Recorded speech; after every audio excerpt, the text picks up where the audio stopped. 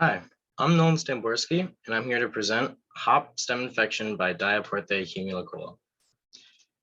Special thanks to Dr. Back and Dr. Young, who were integral to this research happening.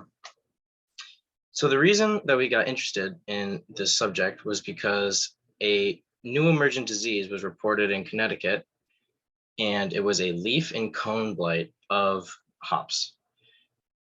Through our experiments and looking at a local farm in Northfield, we discovered that the pathogen is also infecting the stem.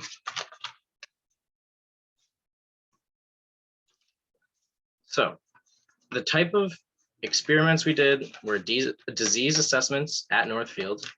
We did coached postulates, in vivo stem inoculations, and molecular data for identification. So what are hops and why do they matter?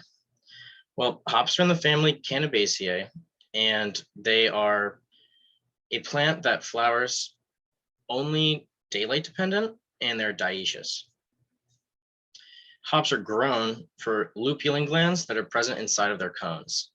The lupulin provides bitterness, flavor, aroma, and foam in the process of brewing, and it also preserves the product and is valuable from a cultural standpoint going back thousands of years. In terms of cultivation, it's a vining plant where the stems are called bines, ropes are strung along poles, and additional ropes are hung down in order to trellis the plants for upwards growth. Flowering is the main point. Because the plants are dioecious, the female flowers will turn into the cones, which is the ultimate harvestable product. Worldwide, Germany and the US are the top hop producers. China and the Czech Republic are also considerable producers. In the US, most hop production is done on massive hop yards in the Pacific Northwest, in which they are then shipped all over the country and even out of the country. However, in the past decade, local producers have been growing more hops all across the country. One of these regions is the Northeast, where there's a large demand for locally grown hops with differing aromas and flavors. This is all of us here getting ready to go sample. This is the harvesting process. So you can see each individual plant is trellised. They get cut down and then put through the machine on the back of the tractor, which will remove all the cones and sort those from the undesired material. This here is the disease, and this is what we knew about it before we started doing our research, was that it caused this leaf spotting and a cone blight. Here's the stem infection we started to see. On the left, there is infection by Diaporthe that was started by an insect. On the right, you can see without. Here's a good image of a very diseased plant. And here is a dead plant.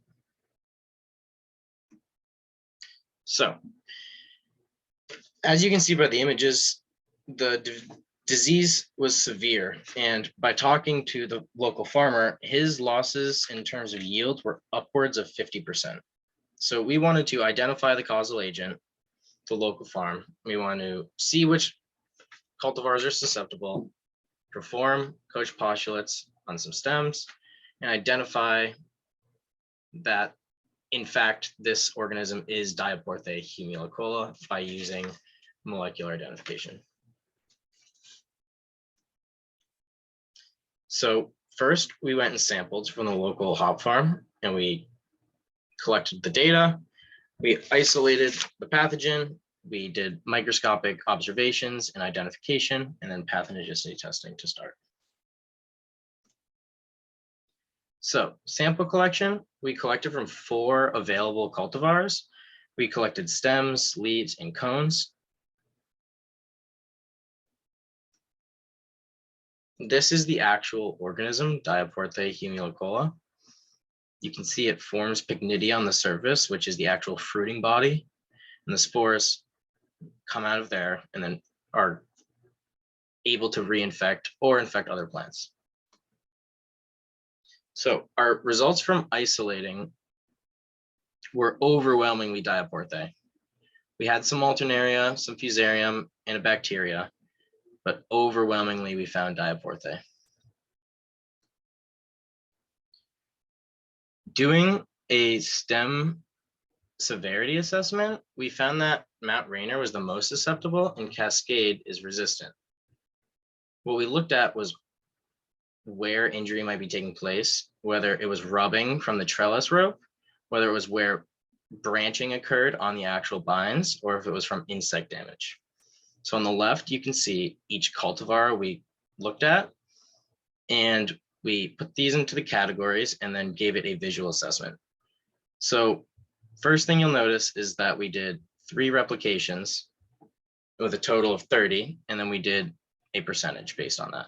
So taking a look at Mount Rainier and Cascade specifically, you can see that one is very susceptible and the other had no symptoms actually. So when we did our pathogenicity test, we used 3 isolates of the pathogen.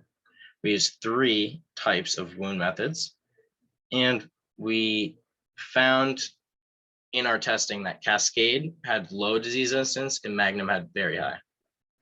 The way we did this was by placing a stem with different wounds into a wetted plastic box and added auger plugs on top of the wounds.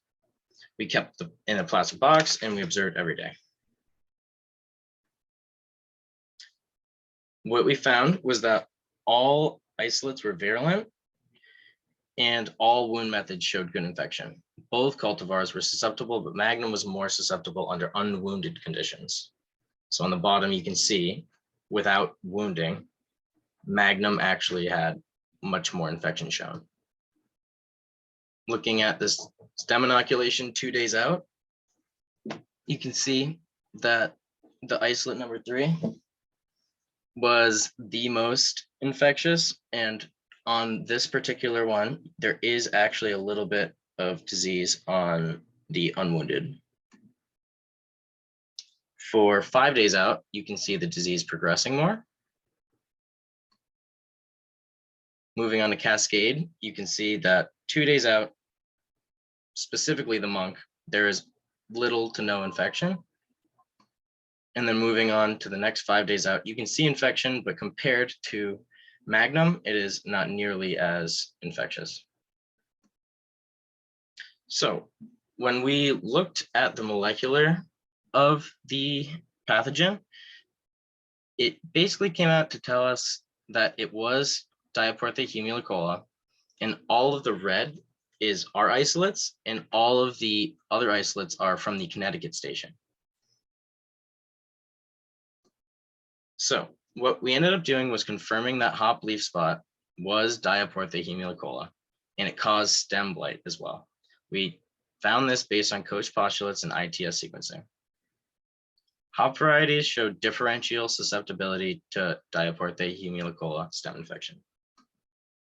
Special thank you to Jacob, who was the hop farmer who asked us to conduct this research, and Michaela Elliott, who is a former research associate who was very important to making this happen. Thank you very much.